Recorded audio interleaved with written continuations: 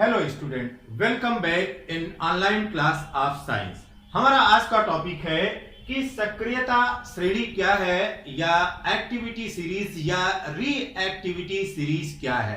अब यहां पर देखिए, सक्रियता का मतलब सबसे पहले समझ लेते हैं कि सक्रियता का मतलब क्या है। तो सक्रियता का मतलब है कि कौन सा पदार्थ कितनी शीघ्रता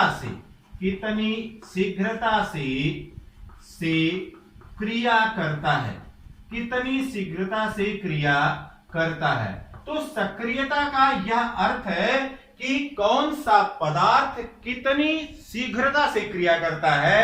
अब यहां पर यह जब हम पदार्थ कह रहे हैं तो यहां पर पदार्थ का आशय जो केमिकल सब्सटेंस है या रासायनिक पदार्थ हैं, उन रासायनिक पदार्थों के संबंध में चर्चा हो रही है।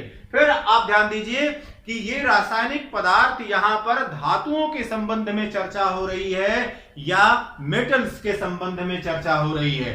फिर यह देखिए कि सक्रियता के संबंध में एक सामान्य सा उदाहरण देखिए कि कक्षा में कुछ बालक ऐसे होते हैं जो बड़ी आसानी से या बहुत सक्रिय होकर के हर विषय को, चाहे हिंदी हो, गणित हो, विज्ञान हो, संस्कृत हो, जीव विज्ञान हो, उन सभी विषयों को बड़े आसानी से समझ पाते हैं, अधिक सक्रिय होते हैं, शिक्षक से ज्यादा संपर्क में होते हैं और वह उनसे ज्यादा ज्ञान प्राप्त कर पाते हैं। तो ऐसे विद्यार्थी व सक्रिय विद्यार्थी कहलाते हैं।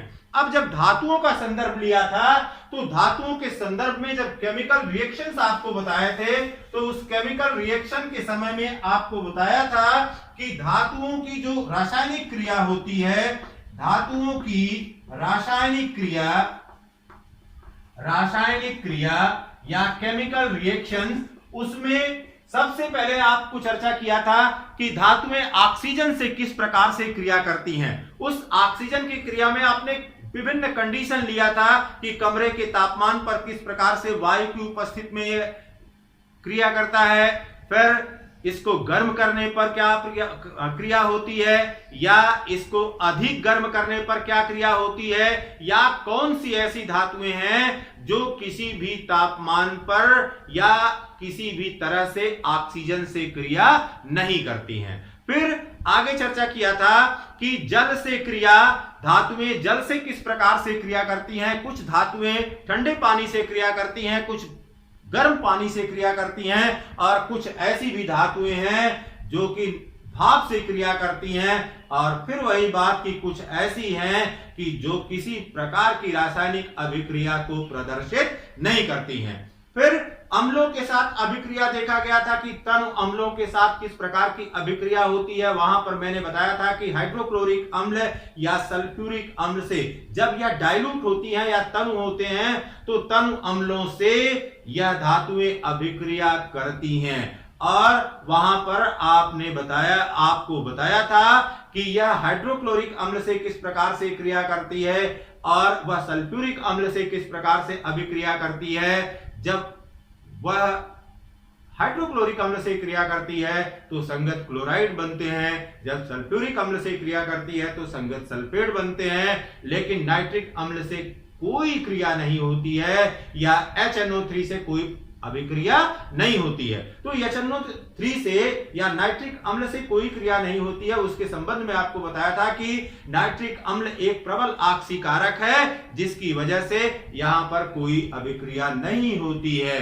फिर आपको बताया वहीं पर कि कुछ धातुएं ऐसी होती हैं न तो तनु अम्लों से क्रिया करती हैं, न तो वह जो है कॉन्सेंट्रेटेड या सांद्र अम्लों से क्रिया करती हैं। इन अम्लों को घोलने के लिए एक्विरेजिया या रायल द्रव या राजसीय जल बनाया जाता है, और उस जल में ही गोल्ड और प्लेटिनम घुल पाते हैं, अन्यथा वह घुल नहीं पाते हैं। फिर आगे आपको चर्चा किया था कि कुछ विस्थापन अभिक्रियाएं होती हैं या डिस्प्लेसमेंट रिएक्शन होते हैं, तो वहां पर शब्दावली इस्तेमाल किया था कि कुछ अधिक सक्रिय धातुएं अपने से कम सक्रिय धातु को उसके लवणीय विलयन से विस्थापित कर देती हैं। तो इसका मतलब है कि यहां पर सक्रियता श्रेणी का या एक्टिविटी सीरीज का आधार क्या है?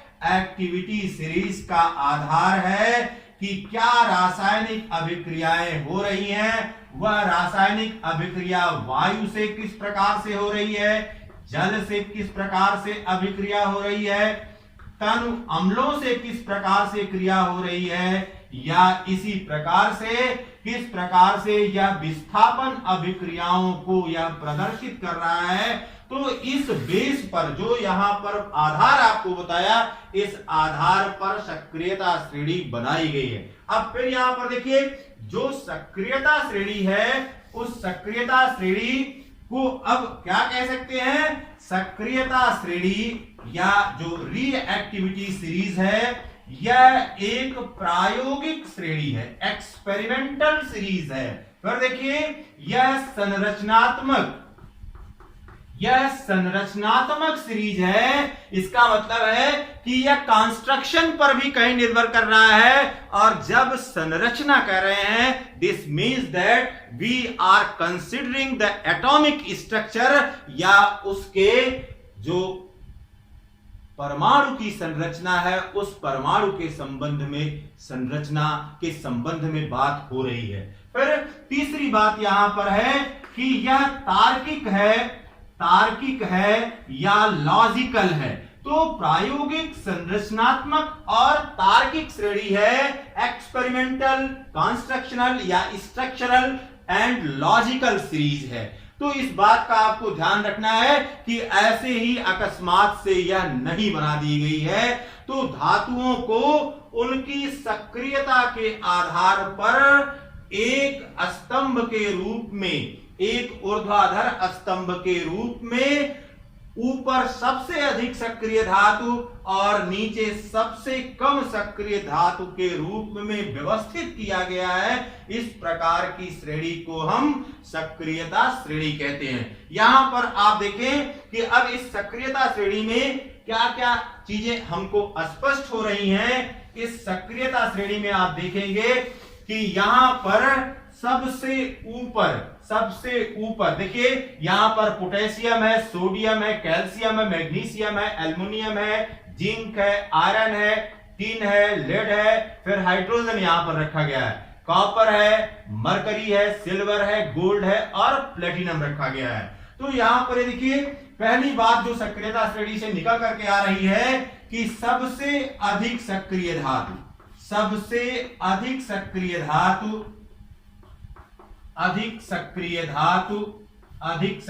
धातु इसे कहां पर रखते हैं? इसे सबसे ऊपर रखते हैं। और सबसे ऊपर है कौन? सबसे ऊपर है पोटेशियम या के। सक्रियता श्रेणी में पोटेशियम सबसे ऊपर है। फिर आप देखिए बेटा, यहां पर सक्रियता श्रेणी में जब आप नीचे आते हैं क्रमिक रूप से, तो नीचे आने पर इसकी सक्रियता कम होती चली जाती है और सबसे कम सक्रिय यहां पर प्लेटिनम है। दूसरा, सबसे कम सक्रिय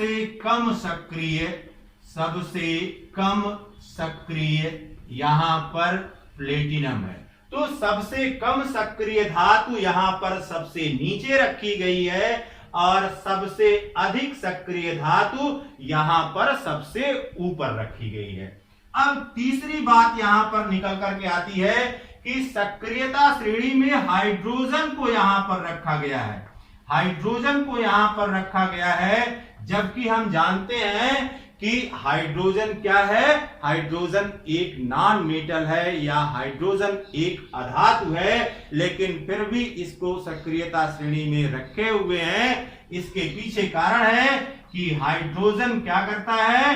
हाइड्रोजन अपने एक इलेक्ट्रॉन को त्याग करके धनायन बनाने की प्रवृत्ति रखता है और यह धातुओं का भी गुण होता है कि धातुएं 1, 2 अथवा 3 इलेक्ट्रॉनों का त्याग करके वह धनायन बनाती हैं। इसीलिए हाइड्रोजन को यहां पर सक्रियता श्रेणी में रखा गया है। फिर देखिए अगली बात जो निकल करके आती है इस सक्रियता श्रेणी से कि अब जो हाइड्रोजन से ऊपर की धातुएं हैं, हाइड्रोजन से ऊपर की धातुएं potassium, sodium, calcium, magnesium, aluminium, zinc, iron, tin, lead, यह सब हाइड्रोजन से ऊपर हैं। तो हाइड्रोजन से ऊपर स्थित धातुएं, हाइड्रोजन से ऊपर स्थित धातुएं, यह हाइड्रोजन से ऊपर स्थित जितनी भी धातुएं हैं यह जल से तथा अम्लों से, जल से तथा अम्लों से यह हाइड्रोजन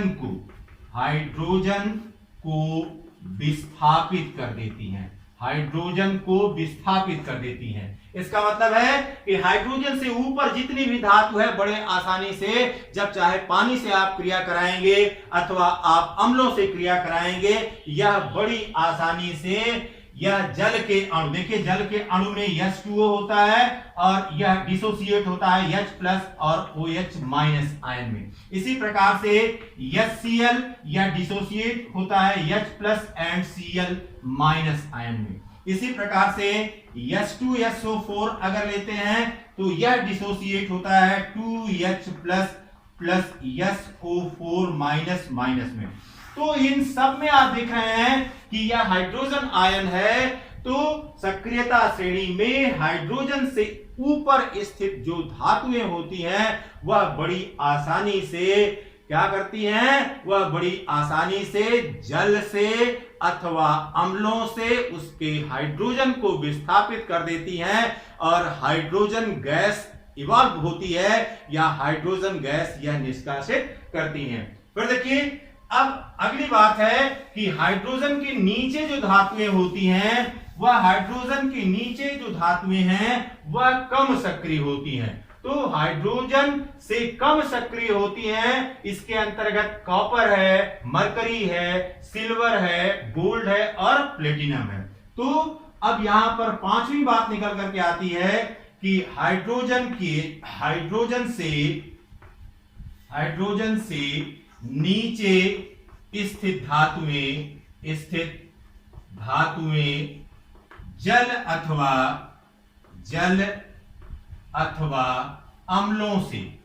अथवा अम्लों से यह हाइड्रोजन विस्थापित नहीं कर पाती हैं।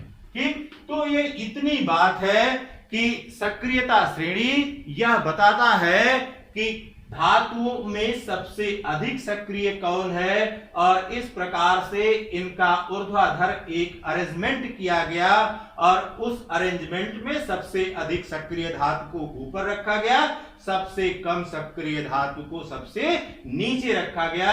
हाइड्रोजन को इसमें सम्मिलित किया गया। हाइड्रोजन से ऊपर की धातुएं हाइड्रोजन से अधिक सक्रिय हैं, हाइड्रोजन से नीचे की धातुएं हाइड्रोजन से कम सक्रिय हैं। अब इसको याद रखने के लिए है एक सूत्र आप याद कर लीजिए। People say little children make a zebra eel constantly sniffing giraffe. यह सूत्र जब आप याद रख लेंगे तो यहां पर इन धातुओं के क्रम को आप देख पाएंगे और बता पाएंगे और साथ ही साथ आप विस्थापन अभिक्रियाओं को बड़े आसानी से बता पाते हैं। जैसे कॉपर और सिल्वर नाइट्रेट, कॉपर और सिल्वर नाइट्रेट की अगर अभिक्रिया होती है, आपको बताया था, तो यह कॉपर सिल्वर की तुलना में अधिक सक्रिय है, इसलिए कॉपर सिल्वर नाइट्रेट से इस सिल्वर को बड़ी आसानी से विस्थापित कर देता है। इसका मतलब है कि सक्रियता यह हमको प्रदर्शित करता है या बताता है कि कौन अधिक सक्रिय है और कौन कम सक्रिय है। तो इन बातों को आप बड़े आसानी से सक्रियता श्रेणी में लिख सकते हैं।